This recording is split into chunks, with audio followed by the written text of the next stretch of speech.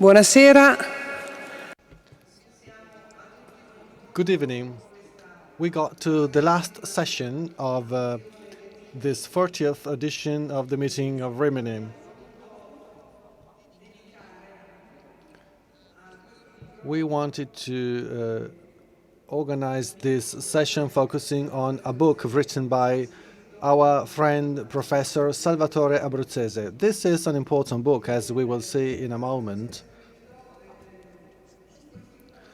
And the book is about these 40 years of the meeting. This is an analysis carried out by a sociologist.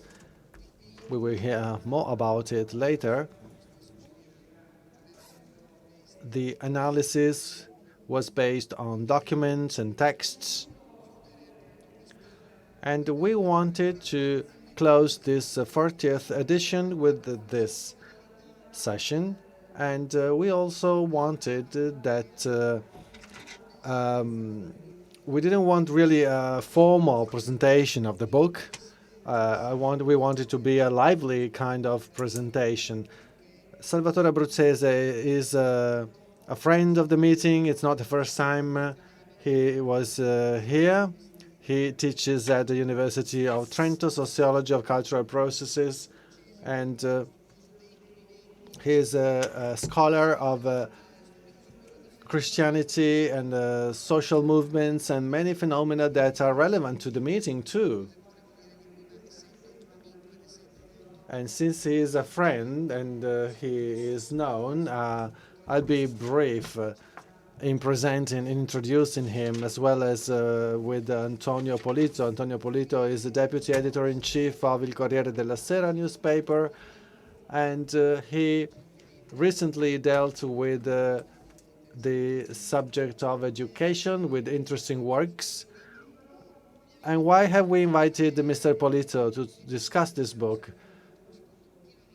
I think that Mr. Polito's analysis are always interesting and original. They're able to give a bold assessment, but at the same time welcoming assessment. You always have firm statements, but you never exaggerate. So we decided to have a dialogue between Professor Abbruzzese and Mr. Polito.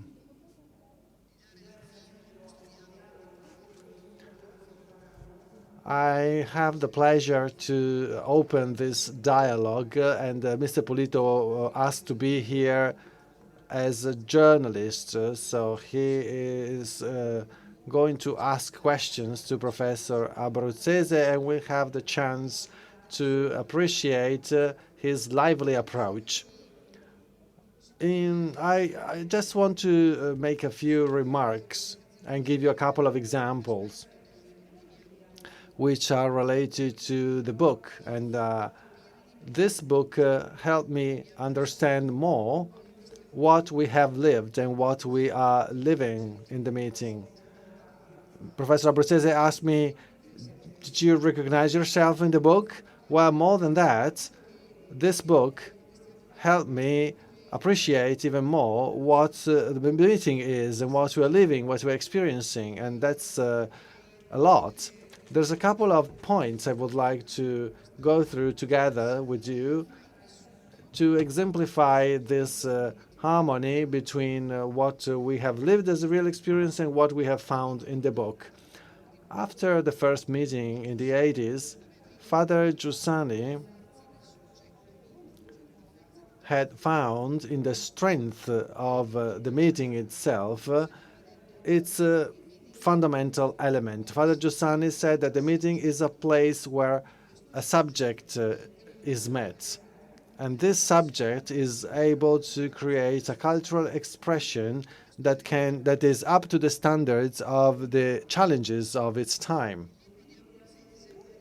And in Professor Abbruzzese book, I've read this.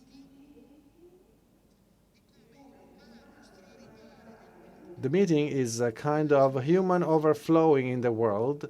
It is a an educational experience which has changed the life of the individual, and it expands to all the areas. An adult faith must activate and must do something and be passionate about the world and commit itself for the world.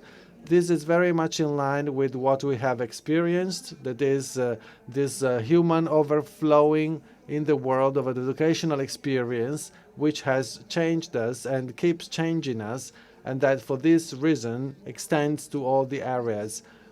I was really impressed by this commonality, and basically here what the author states is that the strength of the meeting is this human overflowing in the world of a wonderful lived experience. There is another thing that I think is really extraordinary, considering the person that understood that. I mean, this can be easy for people experiencing it, but this person, Professor Abbruzzese, managed to acknowledge this, to understand this. Indeed, Professor Abbruzzese talks about the link that we can find in the movement of communal liberation after 1968 and somehow the origin of the meeting.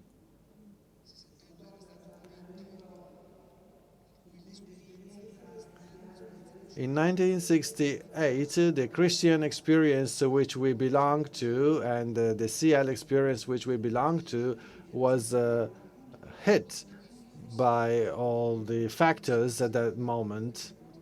And the documents of Father Giussani, we've found that there was a sort of a stop in the experience that was felt particularly strong at that time. And this is really great. The core of the people that in 1968 retrieved the Christian experience together with Father Giussani is the same group of people.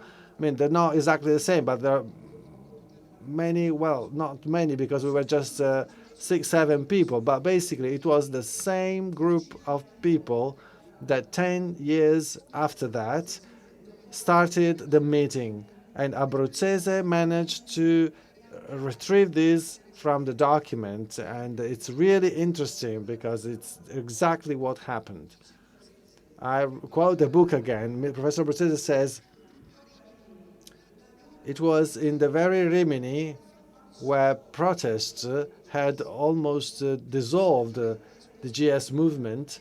Father Giussani made it explicit in terms of the strategy for the newborn movement of communion and liberation.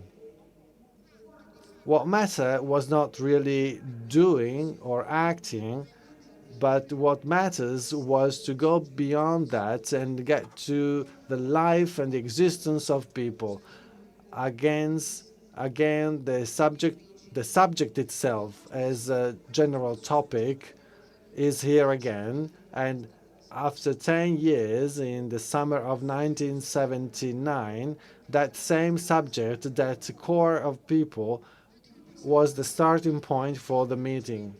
The very last point I would like to make is another point I was really impressed with. This is another point which helped me with this book understand what we are experiencing. And this refers to the way the subject can construct a place of dialogue and freedom. This is something that has been emphasized several times during the meeting. The meeting is a place of freedom, of liberty, of dialogue. And Professor Abbruzzese says, once again, the meeting as a place of reconciliation emerges again. He talks about reconciliation with oneself and with the others. This corresponds with a a retrieval of one's potential in full awareness of one's identity and one's culture. So a reconciliation with the others, which happens because of one's awareness of one's culture and one's role. Well, there's so many other similarities and relevant points in Abbruzese's book, but I wanted to emphasize these because at the beginning of this meeting and through the journey of this meeting, these are the ones that have always been emphasized so much. That is, that the meeting is a subject that creates a place, and the place is a place of reconciliation for everybody.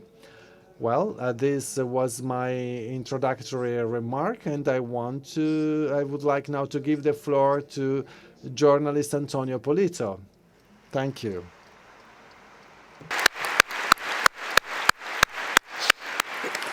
Grazie di avermi invitato. Io in realtà Thank you very much for inviting me. In fact, I'm going to give you an external interpretation of Abbruzese's book. You have mentioned the commonalities, your ability to look into your choices, into your history. But I've read Abbruzese's book as an external observer, and I've been really impressed. That's what I told the author before. Well, this first and foremost is a masterpiece because of the amount of sources that he knows and he quotes, and it's very dense. It has the capacity of putting the history of the meeting within the history of Italy over the last 40 years. Well, the meeting is part of Italy's history, and from a certain point onwards, it has had a protagonist role. And what I have been looking for in the book, and then I found that also Professor Abbruzzese looked for that thing, was the reason behind such an enduring success, and a success of such a scale.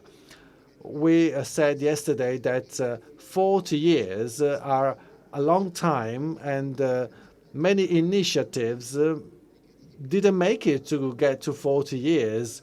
Many things related to political parties and other movements, but this is not the case with the meeting. For some time, the success of the meeting was linked to current political affairs, due to the participation of politicians and the different coalitions and the leaders. In fact, this link cannot really explain what happened, because many of those experiences are over and the meeting is still here. And I've also been helped by Abbruzzese to feel what I understood, and this was something simple. All of a sudden, I thought, well, the term meeting means what it means. And the culture of meeting others is at the heart of this event. When I talk about meeting, I don't just mean dialogue.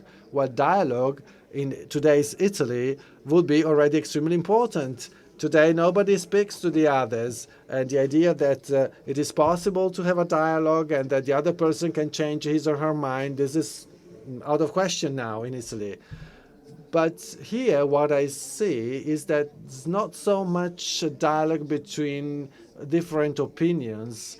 There's a dialogue between different histories. The meeting is a secular initiative, a lay initiative at the end of the day. And Abbruzzese says the meeting is a sort of endpoint where the dialogue with the world takes on a different form from considering different opinions in the economy, in philosophy, etc. Instead of having this kind of dialogue, there is a quest for truth.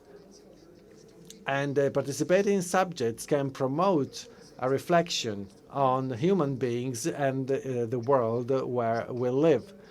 I think this is really the point.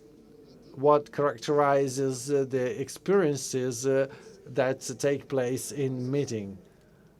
This is an opportunity to get people together and to listen to the truth, or at least to a way to find the truth. And the way that is used to look for the truth is even more important than the end result itself.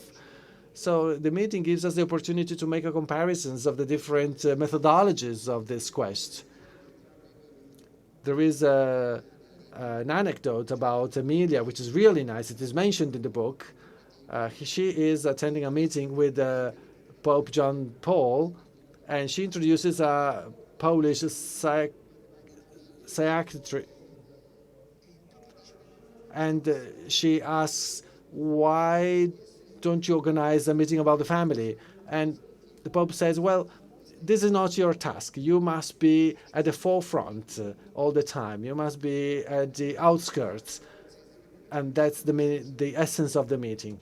So the first question I would like to ask in this conversation is, how did you get there? A kind of a work like this implies a lot of time and a passion. It's not that you decide rationally that you want to write a book like this.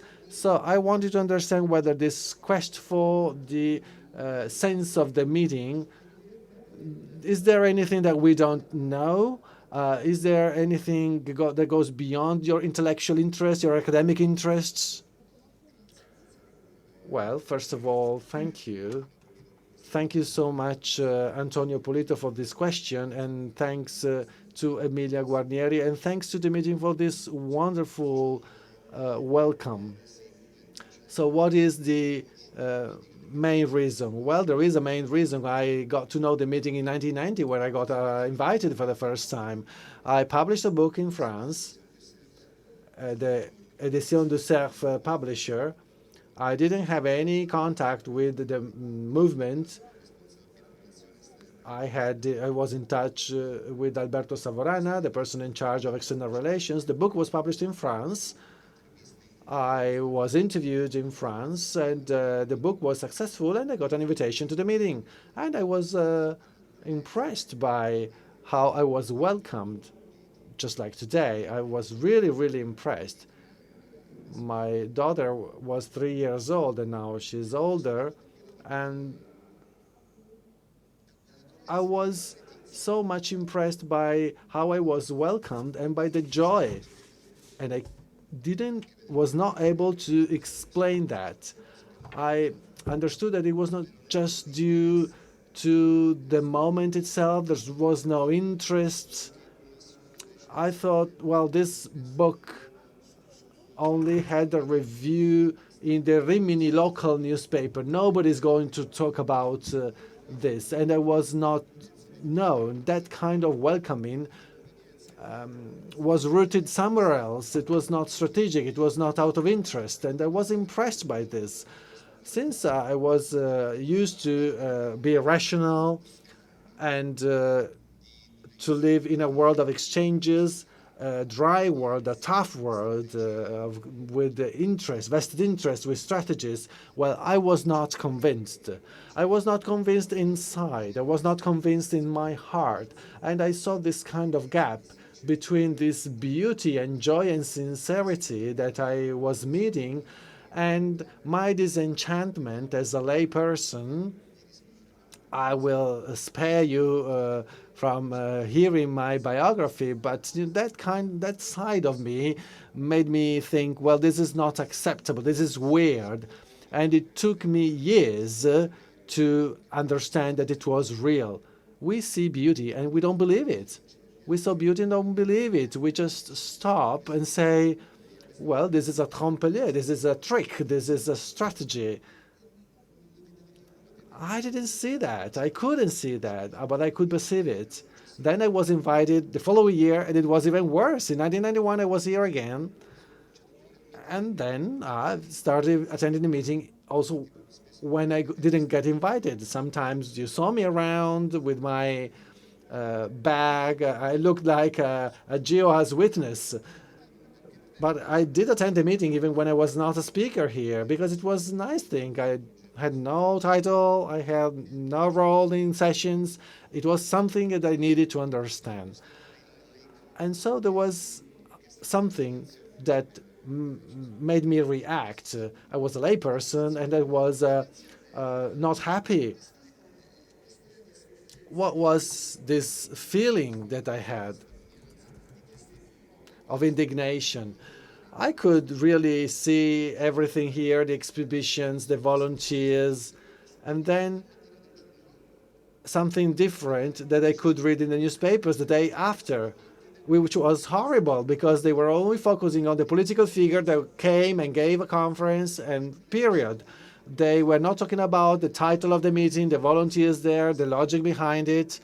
Maybe they mentioned that just to criticize that. And I got really, really furious about it. And so I started thinking about it up to when at last I decided to write this book and to put all the threads in order, the threads of my analysis. I am a sociologist, so to me, the method envisaged a kind of reconstruction of the method.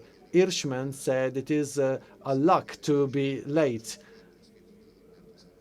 I could benefit from Savrana's book, The Life of Father Giussani. So getting later, you can be lucky enough to find ready-made works. Without Savrana's book, it would be more difficult. And Massimo Capizasca's work was also very useful. So this was the starting point. Ci sono dei giornali che Well, the lack of coming after other things is also that you were able to sort of develop this feeling of indignation because of what you had the time to read over the media over time.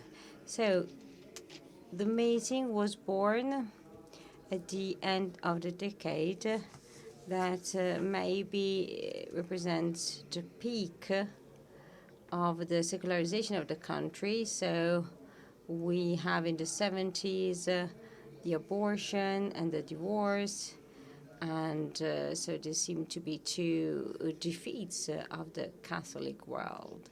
So I don't know, rekindling the religious sense seemed to be very difficult at that time. But the meeting is not created as a form of resistance against modernity.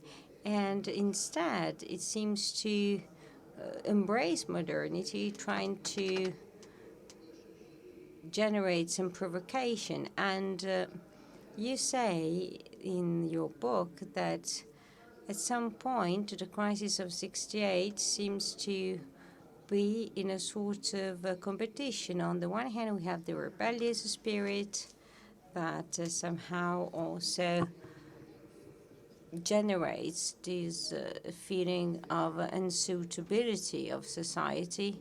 So we have criticism of consumerism that is close to the ideas of other movements. So you say at the end there is this longing for meaning that is at the heart of the meeting's creation. So the forces that move history are the same that make men happy. So again, this maybe the success story of the meeting lies in this kind of sentence and approach. So which was the contribution given by the meeting in terms of historical action with the religious sense?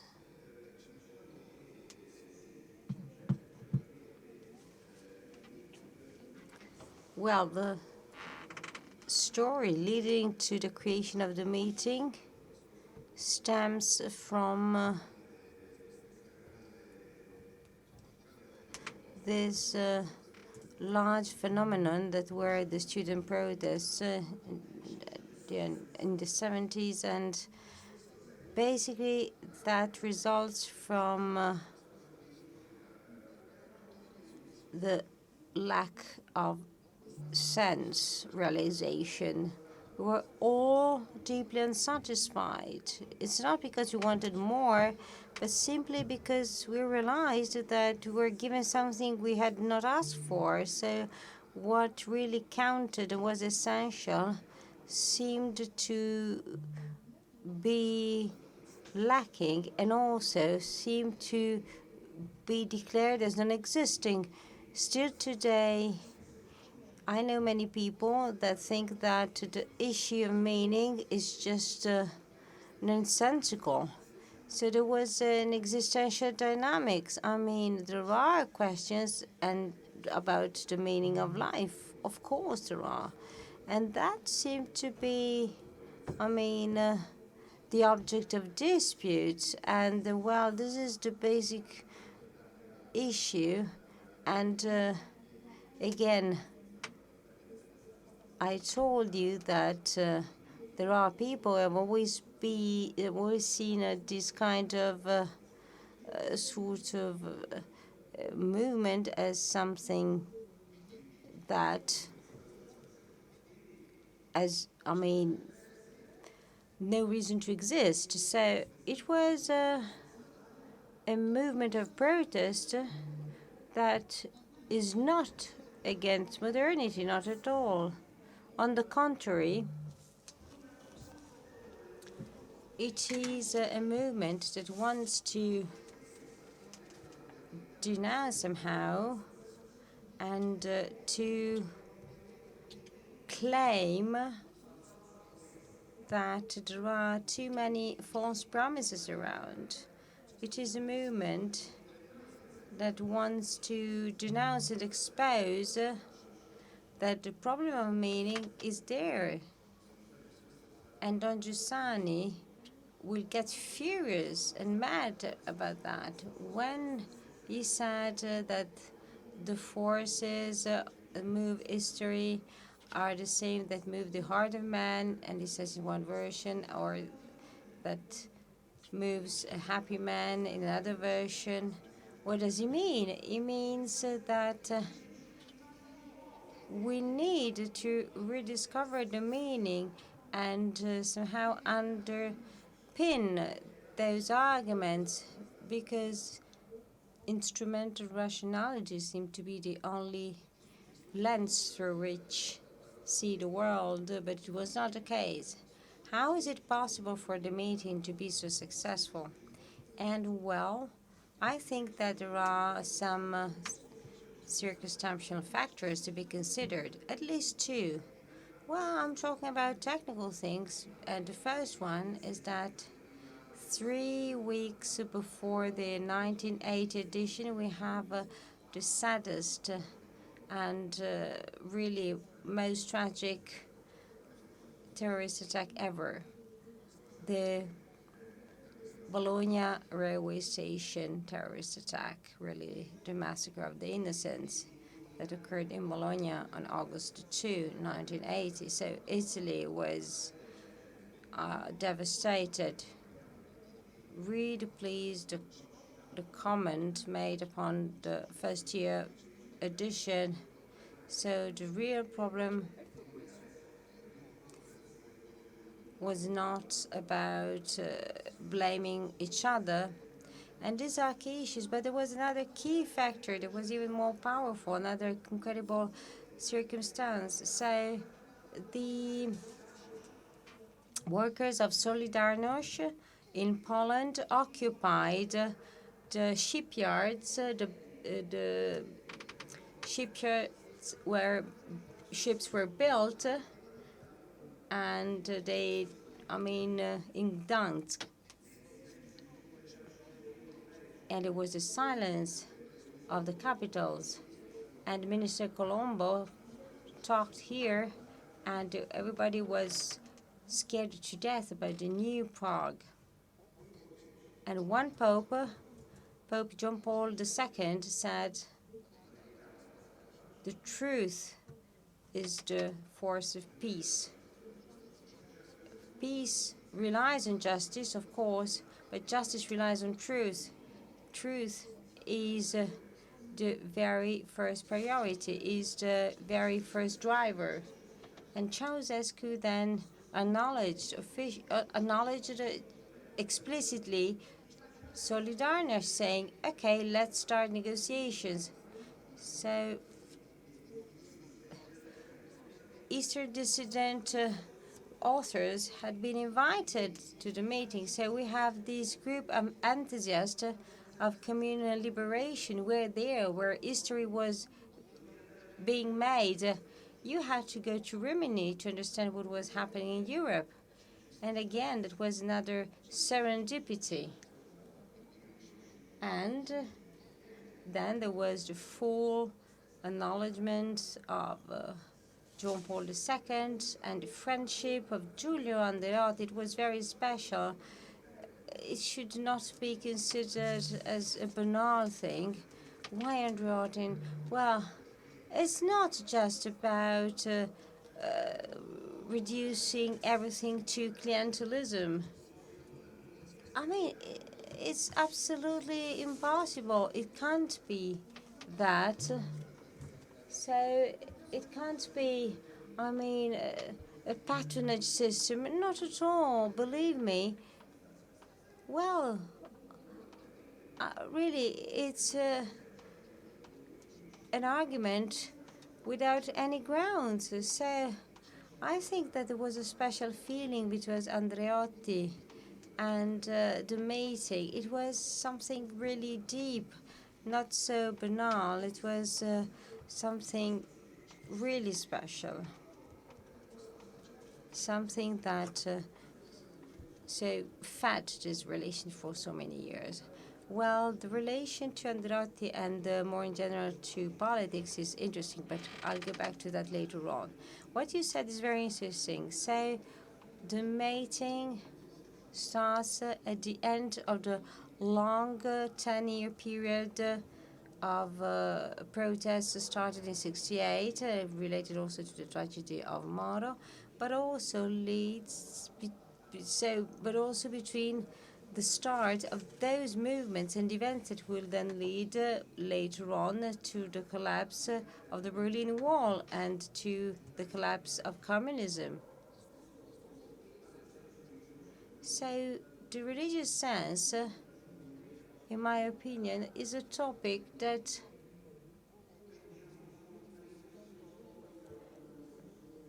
is not to be considered as a spiritual reflection or historic reflection. In my opinion, and you say it very well, what is most relevant is the underscoring of experience, as if Christ had to be encountered, had to be came across with. So as if Christ is a presence that needs to be somehow discovered, encountered. And rightly enough, the multifaceted nature of the matter starts at the very same time. And you're right. If the religious sense to be considered as a response to the key questions of life, then guides and leads concrete lives that then generate concrete and visible results, then the scenario goes far beyond explicitly recognized religious experiences, but then opens up a scenario from Leopardi to Flannery O'Connor, from Aristotle to Shakespeare, down to expressions of modern times like rock music, because these somehow entails and embraces the modernity of the meeting. Oh yeah, indeed. One thing that struck me a lot, and it was not easy for me to tackle such arguments, was this sort of statement of the positivity of what is real. And life becomes an immense certainty. This is one of the titles of one of the past editions. So this ability to let oneself being amazed by reality. And this is not a philosophical position, not at all. It is a sort of existential condition always being seen and considered as the experience of something authentic, something true, something that is not banal. There's nothing banal. So in a world where relativism is rife, where everything somehow dies constantly, more and more quickly, nothing seems to last. So we have this comeback of the human element. So there is this recovery of the truth that is held by the other, because each one of us has a heart of truth inside. It's important to be able to acknowledge it and listen to it, but also the truth as work.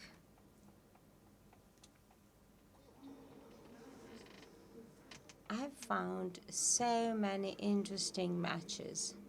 I will mention now an author that was also mentioned yesterday by Polito, Tocqueville.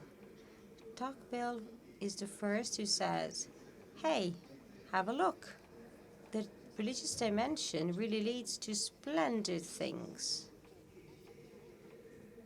As a matter of fact, this passion of the man for what is real, authentic, for what lasts, takes it out of the banality of everyday life and pushes him to create, for instance, a cathedral, to build something that will last forever, and maybe to do something that started by some will then be ended by others.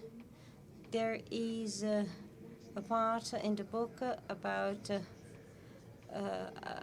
another great figure. So the friars are those who had already talked about democracy, because they had already created an entity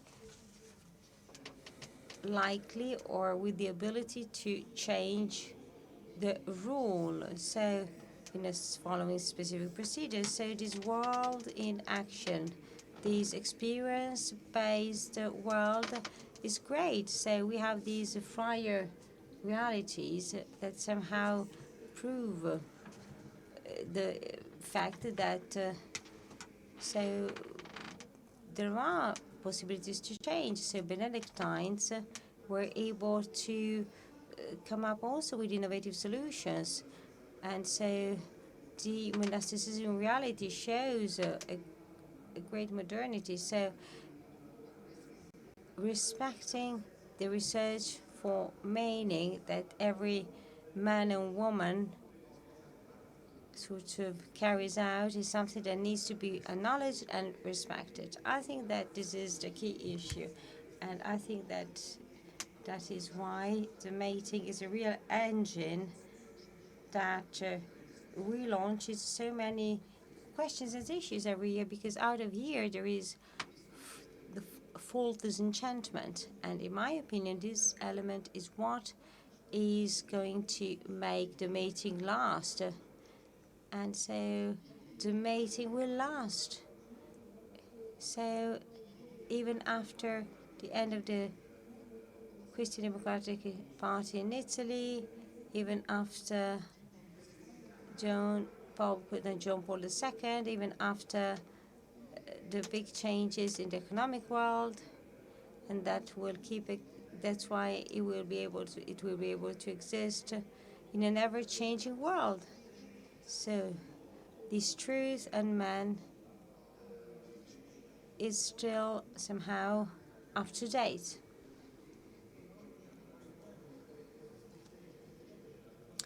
And then there is the civil life, the public life, politics. The mating always had an intense relation to politics.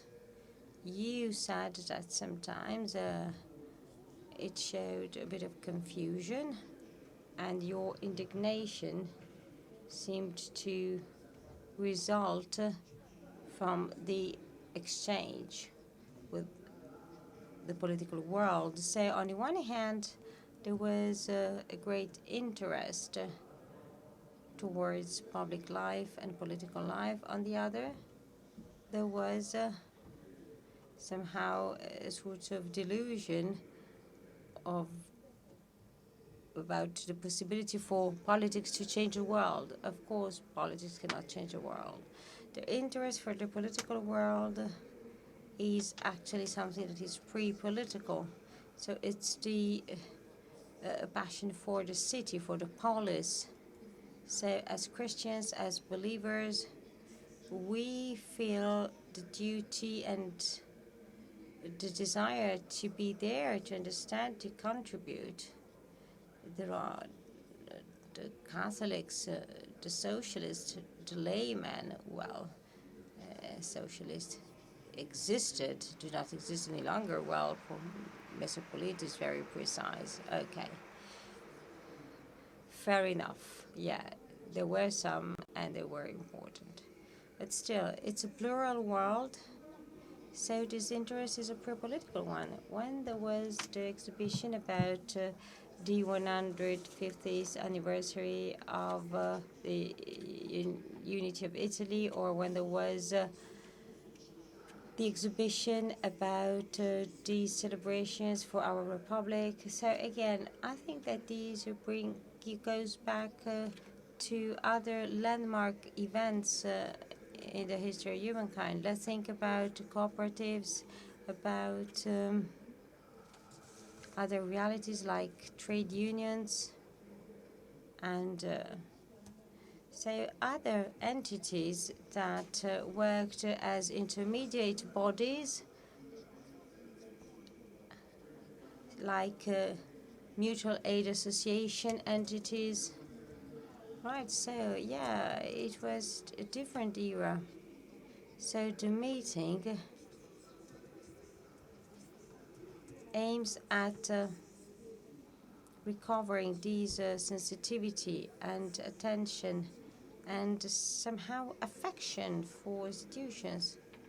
And presidents of the Republic come here long before presidents of parties, prime ministers. How is it so? So the top authority of the state is always important. Yeah, so the most important authorities of the state always come here. Why is it not that, other politicians do not come?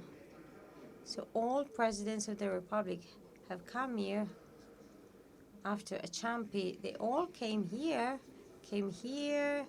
visited the meeting, visited the exhibitions, and spoke. I'm a sociologist. Visiting the exhibition is key.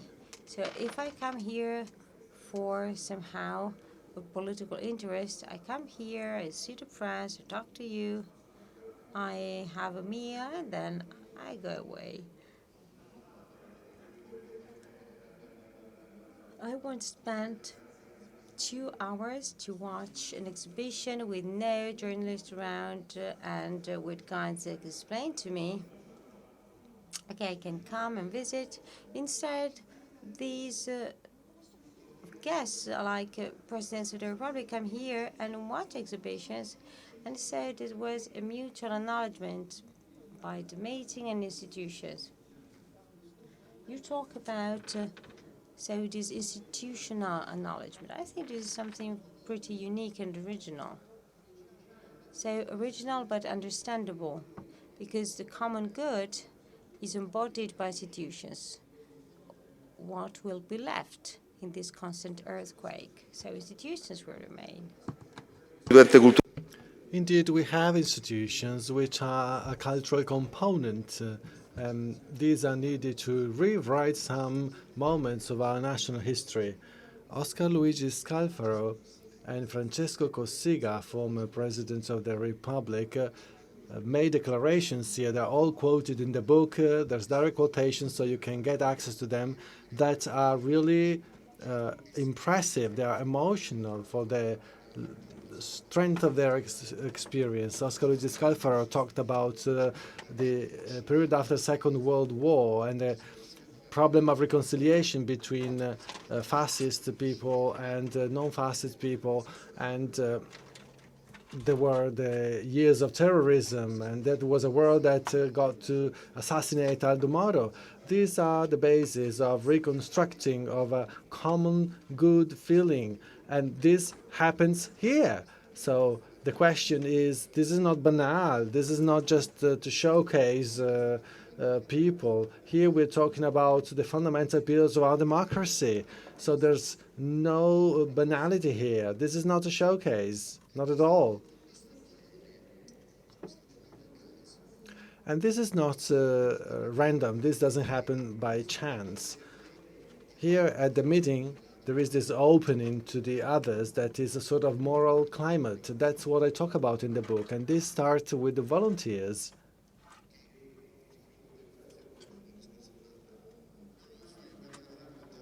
Well, maybe the volunteers are another chapter. Well, yes, this is a big mystery of the meeting, indeed. This is something that surprises many people. But before getting there, we almost got to the end of our conversation. But before that, I wanted to talk about Rimini. Because one of the problems that you address is quite surprising. Why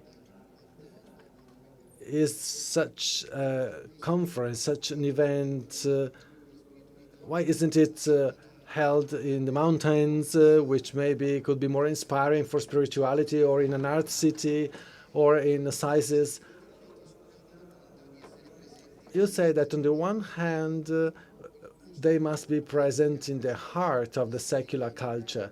Rimini is a holiday destination, and so maybe this is a reason, but that's not the main reason. This is not a kind of reaction to this other external trend. Rather, Rimini in the summer is a place where people are free and are on holidays, and that's why the meeting is there, because they want to compete in terms of fulfillment of life. And then there is also something that you may want to hint at as regards the reasons of the funding groups. I don't know really whether to call you funding groups or a promoter, which are from Rimini. You are from Rimini? Well, this competition in terms of the fulfillment of life, well, this is not the anti-Rimini. This is not organized to go against Rimini as a holiday destination. Here we do not have protesters against Viale Regina Elena, against the main street in Rimini. Well, yeah, Rimini is a wonderful place for as a holiday destination, and here there is another holiday place, a wonderful place. You decide which one is most lovely. You decide which one can take you most far away, and which one can get you leave and get home and feel much, much better.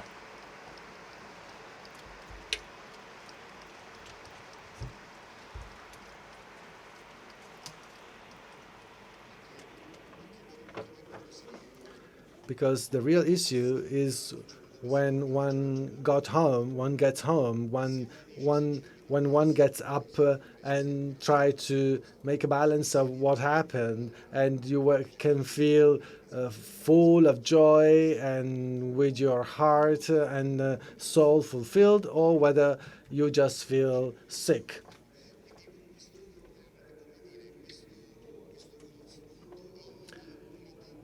We have this kind of competition in terms of life, as I said, but the meaning is this. This is not a refuge, an outcast place in the world. This is a place where people can live better, and volunteers are here because they feel better. May I talk about the volunteers now? Well, it is true. You mentioned that there is a joyful dimension of shared work, of teamwork. Well, when I say we, I talk about external observers are always impressed by the presence of volunteers here. This is something that we kind of saw in other events, for example, in political situations, but this is quite different in scale. The hostess accompanied me. I was talking to her, and I said, "Oh, poor things, those that stand outside in the parking area. They have to stay under the sun the whole day. So what is it that you draw the names to decide who's going to do that?" And she said, "No, they asked for that. They did it the last year. They asked to do that again. And why? Well, they are happy that they are the first ones to welcome visitors." Well, this kind of reason is really amazing. It gives you the idea of the fact that there is a joyful dimension of teamwork, and this evening there's going to be the final party, and such a joyful dimension will be expressed at a maximum. So for us, for external observers, starting to attend the meeting and writing the news, this was really the first thing that impressed us.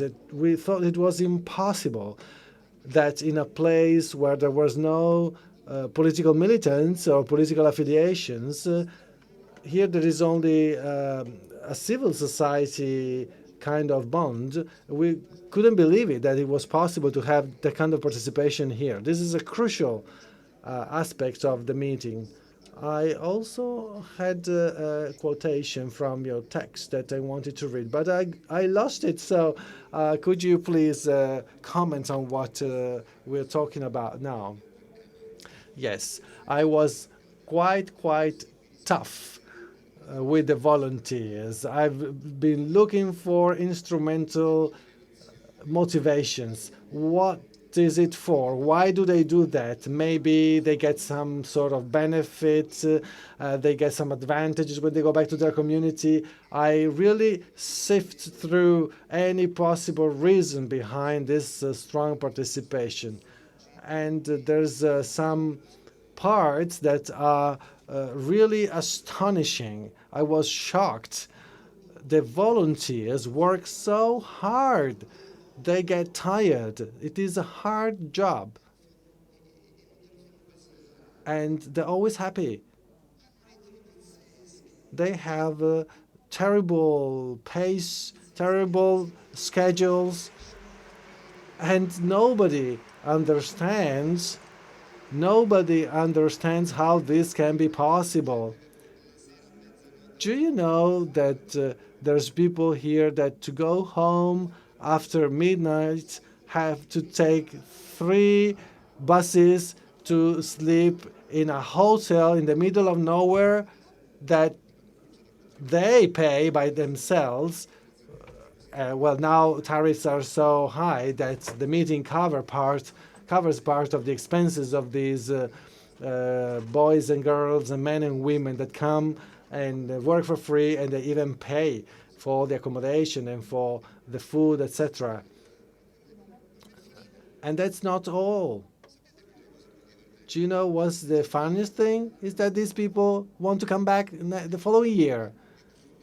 What are we talking about? I might get wrong once, but the next year, what are we talking about? This is impossible. Maybe I can make mistake in my life. I can get to the wrong place once in my life, but then I wouldn't be back the next year. But they do go back, and they even compete.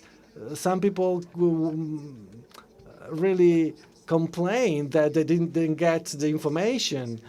And a hostess told me the other day, "Oh, if I couldn't be here as a hostess, I couldn't live the meeting. I couldn't experience this. This is crazy." So please, let's consider this seriously. Let's think about it. If all these things are true, it means that these girls and boys, these men and women, are bearers of such a high and sensitive and powerful question that help them to bear with the fatigue and help them find answers. Otherwise, they wouldn't come back. I ask, how was the meeting for you? It was wonderful. And what did you do there? I was a cleaner. And I said, "Well, how is that possible?" Well, it was wonderful. So what is the question behind that? Please try and go down deep to the very end of the question. This is what we try to do in sociology. What was the question behind this? Was it a need for relationships? Come on, there's beaches, there's bars and clubs. You can come back at 4, 5 o'clock in the morning. You can have fun. We have total freedom. So what is there behind all this? Don't you see that there is a bigger question? The volunteers are the mirror that open the door over the infinite. They open the door over the infinite.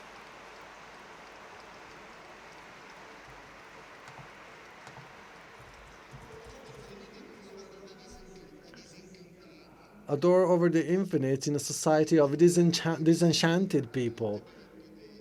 People struggle for power, they want power, they can do anything. I'm so happy that I have a person like Antonio Polito before me, because he's a political analyst and he perfectly knows what I'm talking about. And believe it or not, here there's a completely different world from instrumental materiality. We have thousands of people here, but I was cheeky enough that I knew that there was a decreasing number of volunteers, and I thought, well, there's the crisis. But no, the reason is that many entrance examinations at the university are held in September, and they have anticipated them. So for many young people, this is a problem. So we are in 1917, not in 1977, but in 1997, 1919, when everything has fallen. Well, this question is so powerful that it's a cross-cutting question, and it tells us something about the society where we live. The meeting is a door through which I can understand the questions that no survey can reveal, no study can reveal. These are testified by the people that are here working day and night and that try to come back the following year. Undoubtedly, volunteer work, and here we have great evidence of this at the meeting, is not studied a lot and is not well understood, but there's a lot of hope for the future in this kind of activity. Here is my final question. Maybe we are stealing Emilia her role. She will have to ask her question. But you as a sociologist, after studying these 40 years of the meeting so much in detail, so what can be the meeting in the next 10 years? Today's Italy is very much at a kind of standstill for our political situation, for our social dialogue. In the past, trade unions and political parties were different.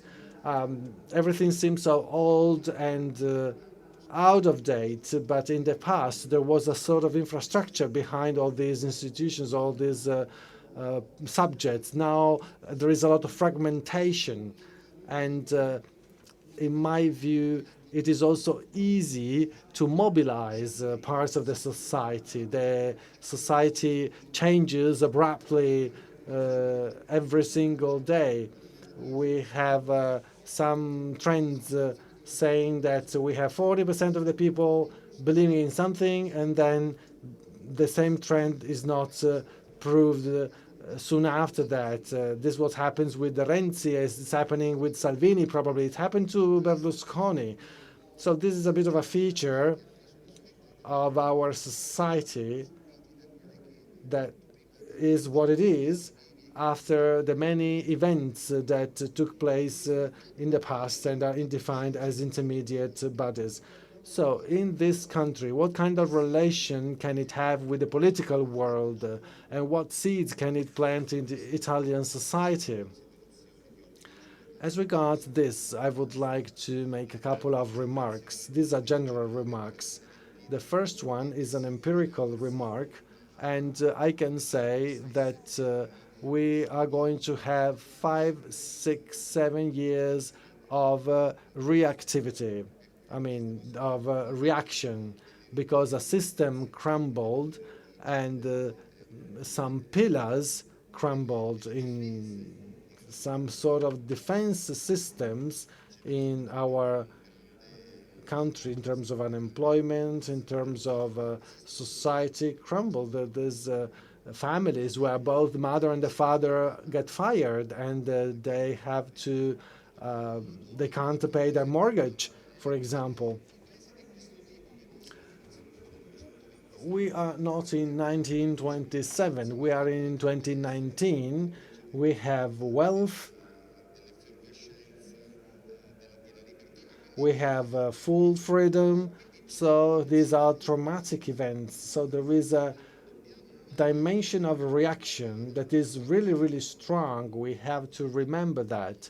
I remember where Mario Monti was the prime minister, that some people went to the street and protested really strong. There was the movement of the so-called Forconi. And we made some steps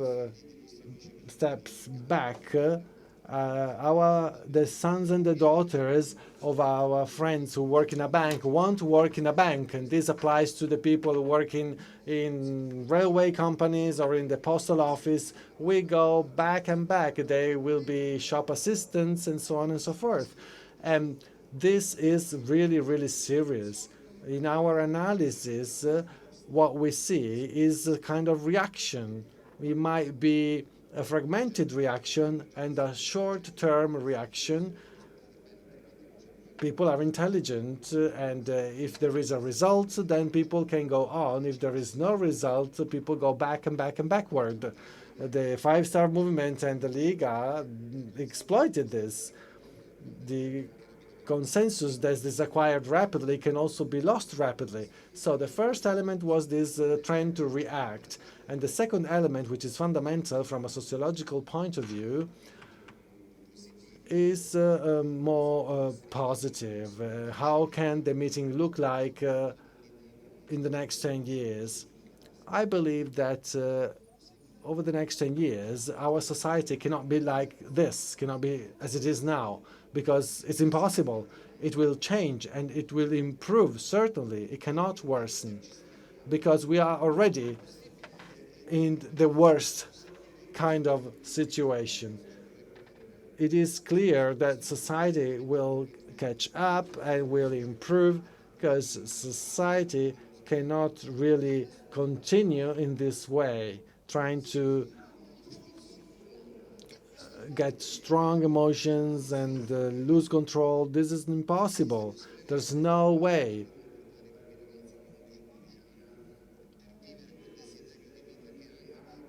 There's families that take their children to listen to singers that sing very violent songs, and this is not possible. And this is not possible to continue to have a trade of power. I can't now turn on my smartphone and read the news titles, because every 5 minutes there is a difference. Mr. Polito, how can you keep up with this pace? You're a saint, because it's impossible now. Well, then they go back to the starting point.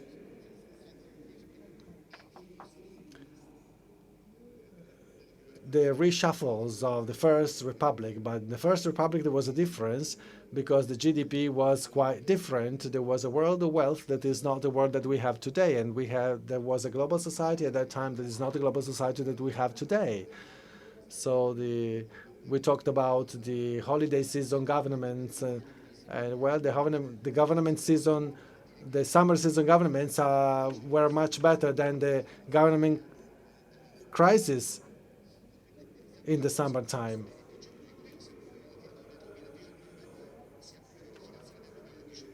What happened in the past was that the budget law was approved for the year before and not for the year after.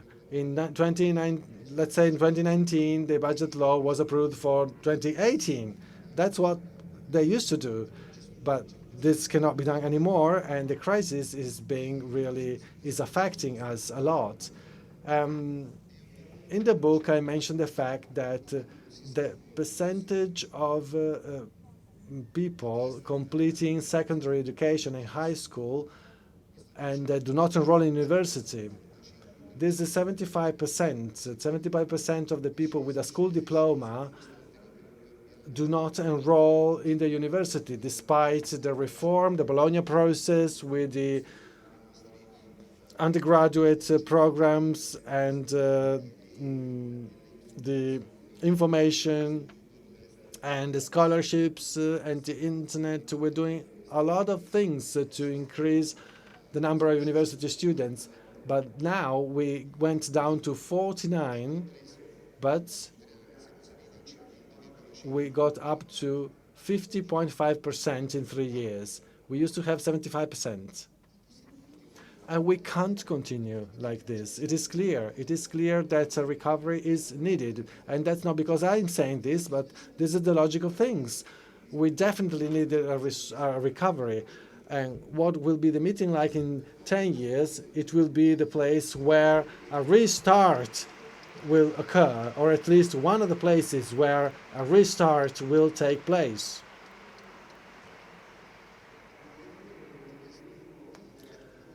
I must say this is a kind of optimism of reasoning. In history, there were cases of empires crumbling, such as the Roman Empire, and then the Christian culture was used to recover it. I would like to thank a lot Salvatore Abbruzzese and thank the organizers for chairing this session. I had the chance to read an extraordinary book, which is an out-of-a-chance book. And now the floor goes to Emilia Guarnieri for the conclusions. Thank you.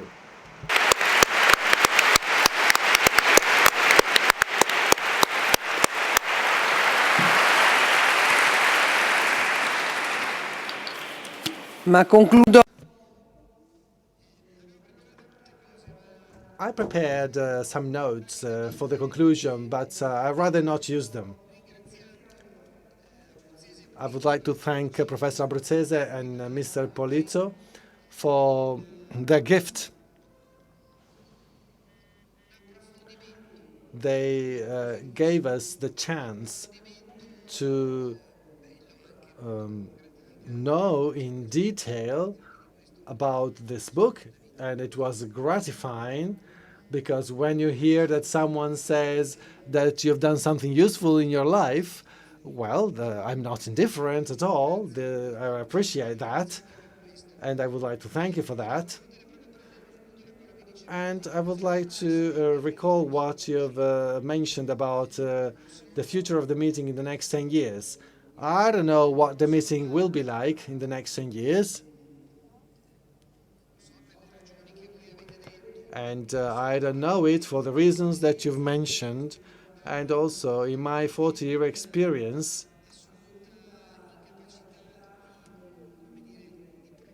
I can say that I cannot plan. It might sound paradoxical, but I cannot absolutely plan. Over the last 40 years, the meeting has been organized by responding to what happens in the reality. Some of you quoted the presentation speech of the 1980 edition after a few days of the Bologna massacre. At that time, we said, in too many parts of the world, the dignity and the life of millions of men and women are offended every day. and we want to share this pain and to take on the responsibility of being builders of peace. What the meaning of this was not really clear at that time.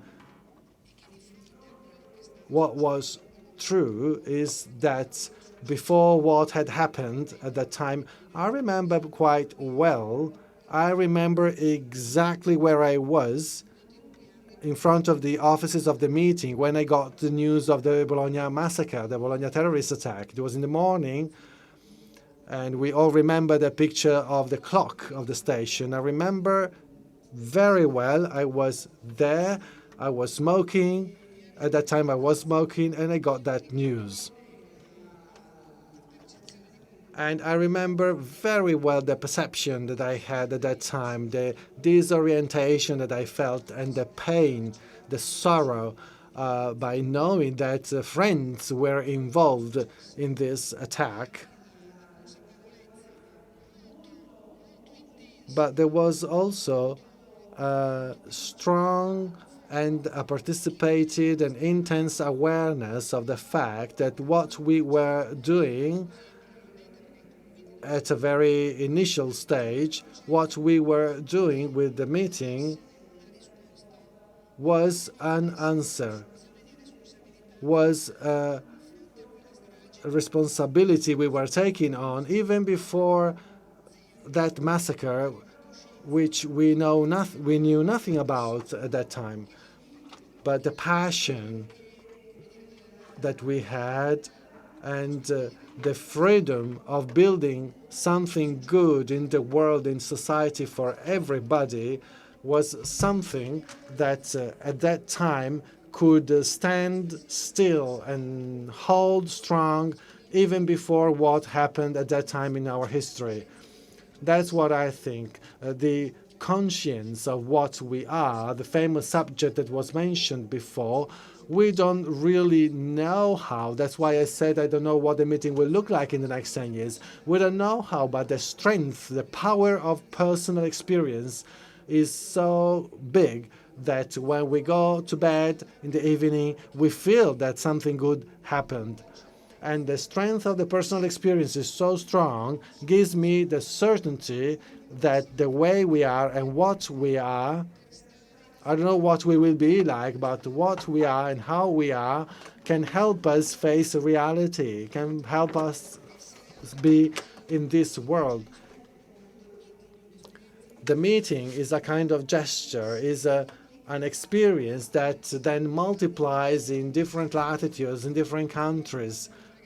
We have young people from Taiwan, from Africa, from every part of the world, every part of Italy, working here, working at the restaurants, working everywhere.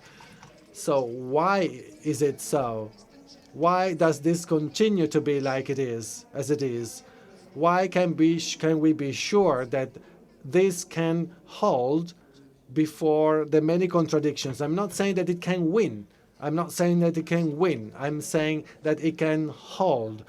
We don't know how this hold will manifest itself, but what we are holds before the strength of history and the movements of history. Professor Abbruzzese said this about the volunteers. Why is it like this? Because the experience of volunteers is linked to gratuity, giving oneself to the ideal. This is a door that is open over the infinite. I think this is the big question of life, that there can be a door that is open over the infinite. This is the question. Without the infinite, without other from what we are, without other from the contradiction and the sorrow we are immersed in, life cannot hold. What can hold is the chance of having this open door over the infinite. The title of the meeting of 2020 that will be held from the 18th to the 23rd of August will be "Devoid of Wonder, We Remain Deaf to the Sublime." We don't want to be deaf to the sublime. We want that this door over the infinite keeps open.